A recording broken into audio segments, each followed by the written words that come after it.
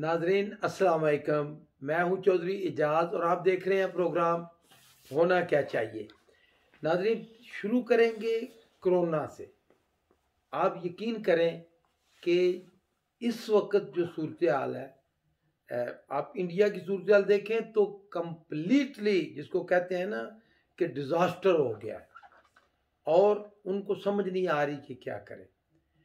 अभी तक पाकिस्तान पे अल्लाह का करम है, लेकिन हालात उसी डिज़ास्टर की तरफ जा रहे हैं और लोग जो हैं वो एहतियात नहीं कर रहे। देखिए, जो आज से 1 साल पहले था उससे ये 100 गुना बुरा है, ये जो सख्त है, और ये अपनी शक्लें भी बदल रहा है। तो नाजरीन, आप यकीन करें कि जैसे आप सब लोग जानते हैं कि मैं तो सोशल वर्कर हूँ, रोज़ाना अस्पतालों में जाता हूँ मरीज़ों के लिए, और मैं कोई डॉक्टर नहीं, ना ही मुझे क्लेम है, लेकिन तजर्बा आपके साथ शेयर करना ताकि किसी को फ़ायदा हो सके, ये इंसानियत की खिदमत है। तो मैं अपना तजर्बा आपको बताऊं कि इस वक्त कितने मेरे आपके कितने जानने वाले इसका शिकार हुए होंगे और बहुत सारे इस दुनिया से चले गए। मेरे कितने करीबी दोस्त जो जो यकीन नहीं करते, कहते जी कुछ भी नहीं आया जी। तो लेकिन ये एक हकीकत है और अब हमने इसी के साथ ज़िंदा रहना है। तो अपने मैं तो यही कहूँगा एक सोशल वर्कर की हैसियत से कि खुदा के लिए बड़ा आसान हो गया है कि मास्क ज़रूर पहने और थोड़ा सा फासला रखें, प्यार सलाम इस तरह ज़्यादा अच्छे तरीके से देखें ना, जो आपके दिल में होती है मोहब्बत वो कन्वे हो जाती है। तो मुझे सारे दोस्त कहते हैं, सबसे ज़्यादा आप सब लोग जानते हैं मैं लोगों से जफियाँ डालना हमारा कल्चर है, प्यार मोहब्बत, लेकिन अब ज़रा फासला रख के और अपने जज्बात का इज़हार करें। बहरहाल मैं आपको बताऊं कि मेरी अपनी तबीयत 1-2 दिन ख़राब रही। अल्लाह का शुक्र है कोरोना तो नहीं था, लेकिन क्योंकि ये जो जाती जाती ठंड होती है ये भी काफ़ी ख़तरनाक होती है। तो बहरहाल हम असल सब्जेक्ट की तरफ आते हैं। सबसे बड़ा सब्जेक्ट इस वक्त आपको पता है तहरीके लब्बैक या रसूलुल्लाह सल्लल्लाहु अलैहि वसल्लम और हुकूमत। तो इसमें आप ये कहेंगे कि होना क्या चाहिए। देखें, आप दोनों तरफ की बात सुने तो तकरीबन बराबर के दलाइल हैं। आप किसी आशिक रसूल की बात सुने, हर पाकिस्तानी आप किसी को भी ले लें सब आशिक रसूल हैं। और जितनी मोहब्बत आप सल्लल्लाहु अलैहि वसल्लम से पाकिस्तान में की जाती है शायद ही दुनिया में किसी और मुल्क में हो, इसमें कोई दो राय नहीं है। और जो कुछ ये शैतान सिफ्त लोग जिसमें फ्रांस सर फहरिस्त है, उसमें भी एक कम्युनिटी है। सारे फ्रेंच बुरे नहीं हैं, बल्कि बहुत सारी तो उनकी बहुत ही अच्छी, जैसे आप देखें वहाँ मस्जिदें आबाद हैं, मज़हब की आज़ादी है। लेकिन इस जो मज़हब की आज़ादी को एक मफहूम फ्रेंच देते हैं कि जी जो मर्जी है कुछ करे। हमारा दीन तो कहता है ना कि किसी के दीन को बुरा मत कहो ताकि दूसरे भी आपके दीन का एहतराम करें। लेकिन फ्रेंच जो है वो मज़हब की आज़ादी को इस तरह लेते हैं कि जी जो मर्जी है करें। तो इसमें वो नापाक खाके जिनका जिक्र भी जो है ना उससे किसी भी मुसलमान का खून वो जो है ना खून खोल उठता है, गुस्सा आता है। लेकिन जिस तरह हमारे वज़ीर आज़म ने कहा, देखिए ना, एक तरफ तो ये बात है जो तहरीके लब्बैक वाले कह रहे हैं, या तमाम मेरा भी दिल यही कहता है कि क्यों कोई करे, जब हम किसी के दीन को बुरा नहीं कहते तो कोई क्यों तनकीद करे या क्यों इस तरह की नापाक जसारत करे। लेकिन तो आप दूसरी तरफ देखें तो पाकिस्तान इस वक्त कोई 50 ममालिक हैं दुनिया में जो मुसलमान हैं। किसी एक मुल्क ने भी स्वाय इसके कि ज़बानी जमा खर्च के कुछ नहीं किया। वज़ीर आज़म ने बरमला, इमरान खान ने बरमिला इसका इतराफ़ किया। और वैसे एक बात यहाँ मैं अगर ना कहूँ तो वो ज़्यादती होगी, बेशक हम तनकीद करें वज़ीर आज़म पे, लेकिन जिस तरह यूनाइटेड पूरी दुनिया के सामने यूनाइटेड नेशन में वज़ीर आज़म ने जो तकरीर की, वो हर पाकिस्तानी को, हर मुसलमान को सुननी चाहिए, ख़ासकर उसका तर्जमा सुनना चाहिए, क्योंकि बहुत सारे लोगों को समझ नहीं आती इंग्लिश की, तो वो इसी को ज़रा और मफ़हूम या उसका जो असल स्पिरिट है, जो जो वज़ीर आज़म कहना चाह रहा था इमरान खान, बहुत सारे लोगों को नहीं उसकी समझ आई।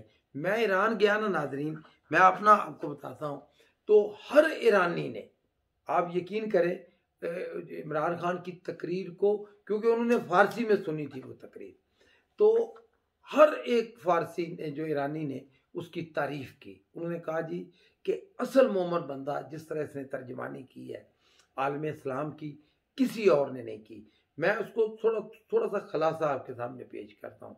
वज़ीर आज़म ने सारी दुनिया के सामने ये कहा कि देखें, जो इस्लामोफोबिया, ये वही चीज़ है कि मुसलमानों के ख़िलाफ़ नफ़रत, जो ये ट्रेंड जो वेस्टर्न में या पूरी दुनिया में जो इस्लाम मुखालिफ कुव्वतें हैं जो ये चला रहे हैं, तो इसका क्या नतीजा होगा। 1 अरब से ज़्यादा मुसलमान हैं, और कोई भी मुसलमान उस वक्त तक मुसलमान हो ही नहीं सकता जब तक वो अपना सब कुछ आप सल्लल्लाहु अलैहि वसल्लम पे कुर्बान, आप सल्लल्लाहु अलैहि वसल्लम की ज़ात को सारी अपनी मताए हयात से ज़्यादा कीमती ना समझे। तो नाजरीन, जब वज़ीर आज़म ने ये कहा कि वज़ीर आज़म ने कहा कि अगर ये बात इसी तरह रही तो फिर क्या होगा, हमारे सामने 2 ही रास्ते हैं, या तो एक है कि हम ये ज़िल्लत की ज़िंदगी कबूल करें, या फिर हम, कोई भी मुसलमान वो लड़ाई के लिए तैयार होगा। बल्कि उन्होंने एक बहुत ही अच्छी अमेरिकन फ़िल्म की मिसाल दी। उन्होंने कहा कि एक जो हीरो होता है, उसके साथ जब ज़्यादती होती है तो वो लोगों को कत्ल करना शुरू कर देता है, और पूरा सिनेमा तालियां बजाता है उस हीरो के लिए।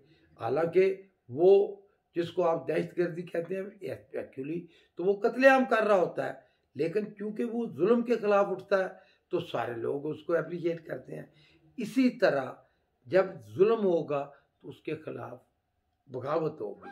तो नाजरीन, मैं जो नुक्ता आपकी नज़र में समझाना चाहता हूँ वो ये है कि तरीके जो लब्बैक वाले हैं, उनके जज्बात हम दिल की तह गहराइयों से, हर मुसलमान उसकी कदर करता है, इसमें तो कोई 2 शक नहीं है, कोई 2 राय नहीं है। इसी तरह गवर्नमेंट जो कहती है उसमें भी उतना ही वजन है।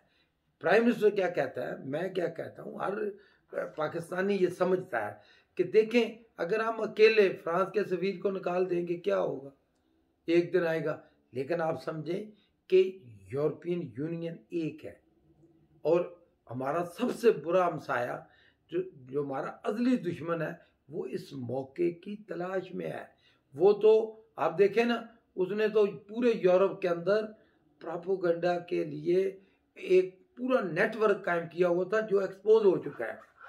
नेटवर्क क्या था कि इसी तरह की गलत खबरें फैलाना। अब जब ये शुरू हुआ, ये जो मुजाहरे शुरू हुए, तोड़ फोड़ शुरू हुई, या पुलिस का, और ये कुछ जो गड़बड़ हुई, तो हिंदुस्तान के चैनल आप देखें, वहाँ शादियाने बजने लगे कि जी पाकिस्तान के अंदर खाना जंगी शुरू हो गई।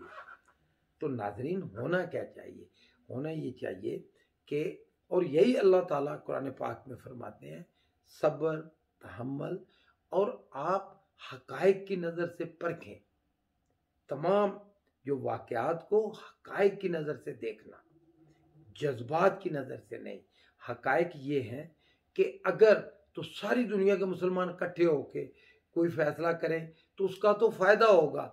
अगर हम एक सफ़ीर को निकाल दें, पहले ही हमारा मुल्क कर्ज़ों के अंदर जकड़ा हुआ है, इंडिया शादियाने बजाएगा, पाकिस्तान के ऊपर पाबंदियाँ लग जाएंगी कि ये तो दहशतगर्द है, तो जो रही सही कसर है वो निकल जाएगी। तो इसमें भी वजन है। दूसरी तरफ जो तरीके लब्बैक वाले हैं, उनमें भी उतना ही वजन है। वो ये कहते हैं कि हम खामोश तमाशाई तो नहीं बन सकते। तो होना क्या चाहिए? हल वो है जो वज़ीर आज़म ने कहा है। वज़ीर आज़म को लीड करना चाहिए, तमाम सोए हुए मुसलमानों को जगाना है। और जिस तरह आप देखें ना, आप कोई यहूदियों के खिलाफ बात करके देखें, यूरोप के अंदर कानून है, अगर आप यहूदियों के खिलाफ कोई बात करते हैं, उनकी इवन हिस्ट्री के बारे में, हिटलर को आप अच्छा कहते हैं तो आपके ऊपर पर्चा कट जाता है यूरोप में।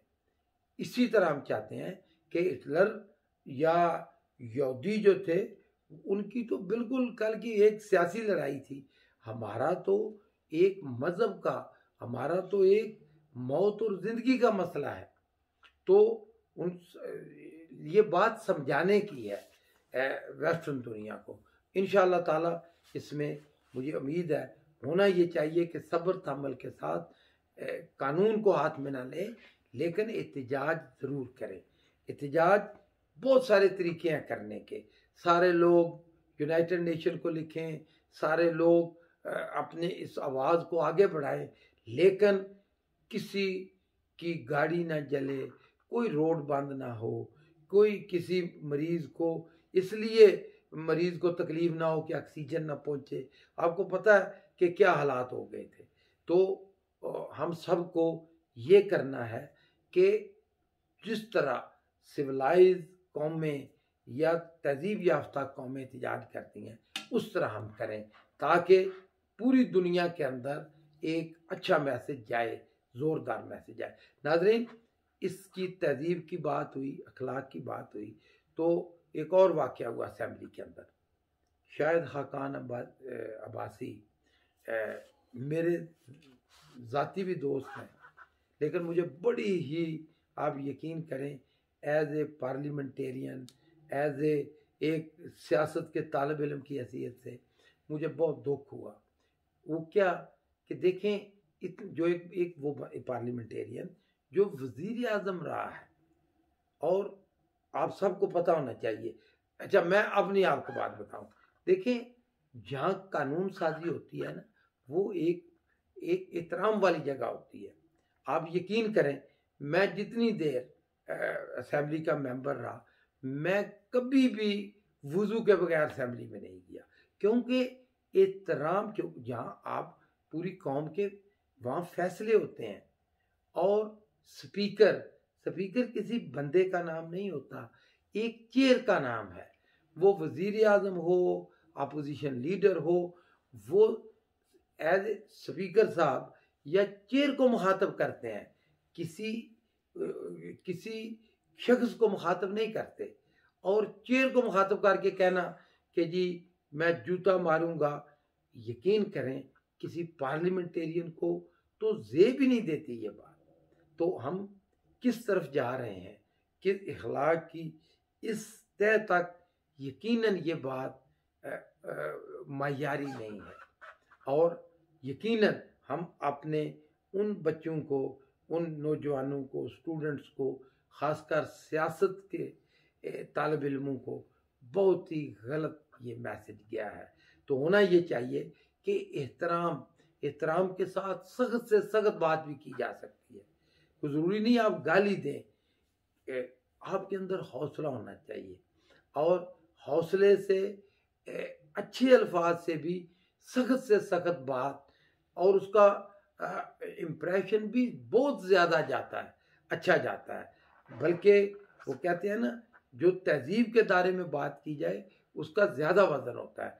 तो खाकान अब्बासी ने ये बात इंतहाई नामनासिब की है। मैं यही कहूँगा कि ऐसा नहीं होना चाहिए। होना ये चाहिए कि जो भी तनकीद हो तहजीब के दायरे में हो। नाज़रीन, और बहुत सारी खबरें हैं, वो कल शेयर करेंगे आपके साथ नेक्स्ट वीडियो में।